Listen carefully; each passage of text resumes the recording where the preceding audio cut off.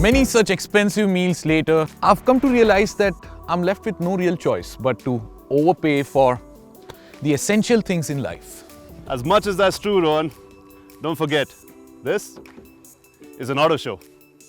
Welcome to PowerDrift, ladies and gentlemen, and in the world where we're from, there seems to finally be a solution to his problem.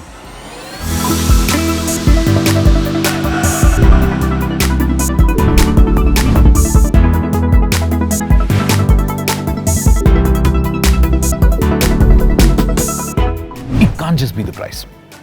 Cheaper cars have entered the Indian market and they have exited without even making a fraction of the dent that the Nissan Magnite has. So, what is it?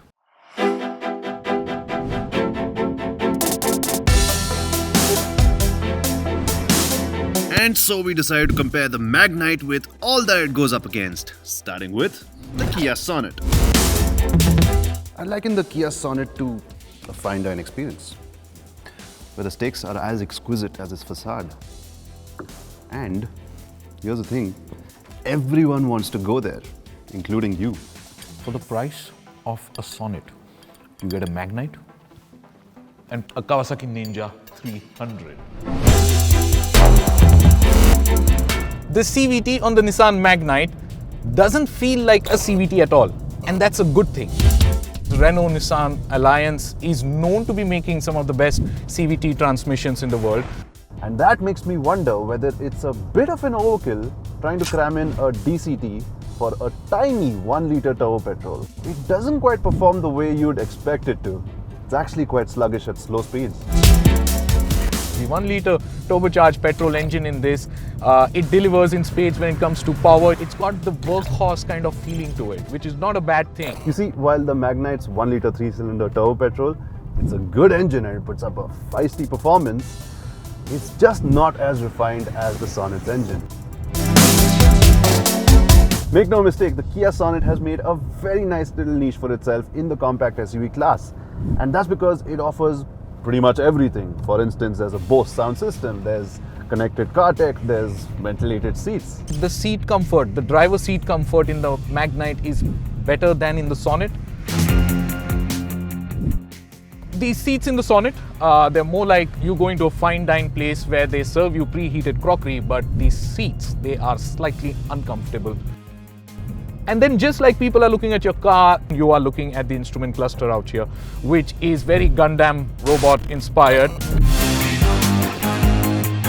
The first time in my life when I had a bird's eye point of view of a car, it was when I was in a Mercedes. It's a premium feature and it's also a very, very useful one. But the Sonet's rear view camera offers a much better resolution. And of course, the bigger screen also helps.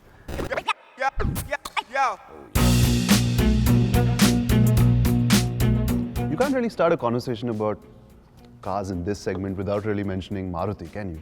No, because like it or not, the buck starts and stops with Maruti Suzuki in India.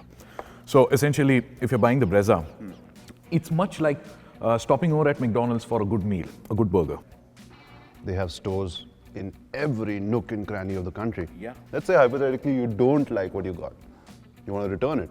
You can still sell it and get a great price for it. Yeah, just return the burger and get a new one. Yeah. Oh, by the way, if you're looking at selling your Brezza, or for that matter, any car, for a good price, try Gaudi store. I think what you and I are trying to say is that what people like about the Brezza is that it's dependable and it's trustworthy. It's just rock solid. Just rock solid. Exactly.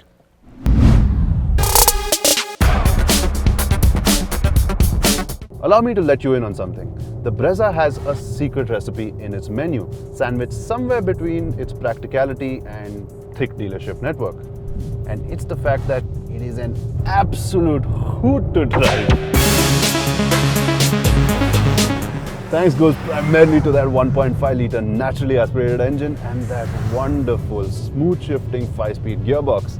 It's all brought to life because of the Brezza chassis, which just feels so hooked up, so connected. Here there is slight bit of impreciseness to the steering. It's not very confidence inspiring. It is by far and away the most fun to drive car here, no doubt. Then again, the Brezza's minimal features list and dated interiors just do not hold a candle to the Magnite.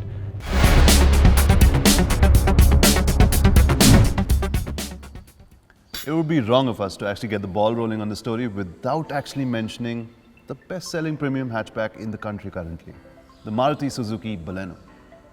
Or, in this case, the Toyota Glanza. Same thing basically.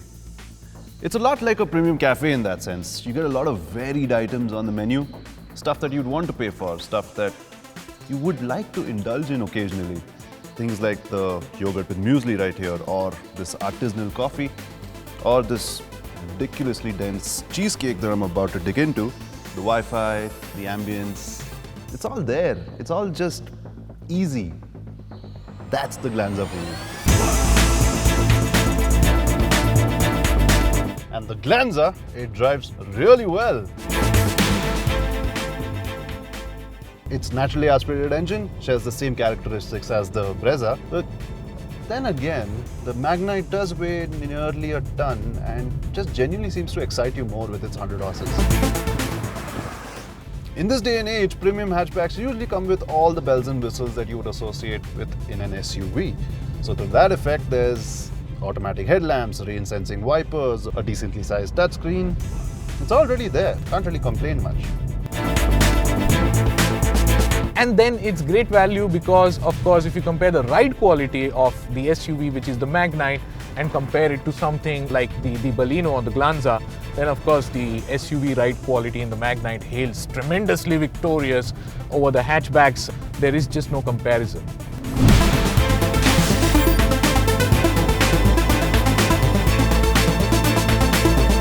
So we've been to all these places. Are we done with the analogies? Yes, we are. And haven't we already found the answer to that question? What really is the Magnite? For that we are here, back home.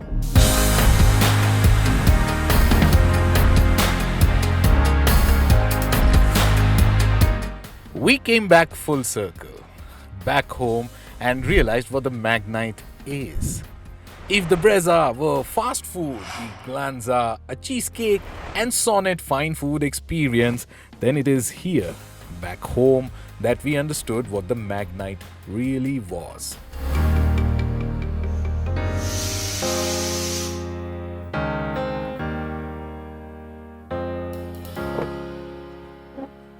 Pickles by my grandma, by the way. You like it? Yeah, pretty sure I will. By the way, finally a car that doesn't subject us to overpaying for all the essentials that we need in a car. That's why it's a game changer. That's what the Magnite is. And while the others, they have their plus points, the Magnite, it seemingly has the edge. It's something you can keep coming back to. It's wholesome, balanced. Simply put, it's a freshly cooked, homemade meal. And who would turn that down?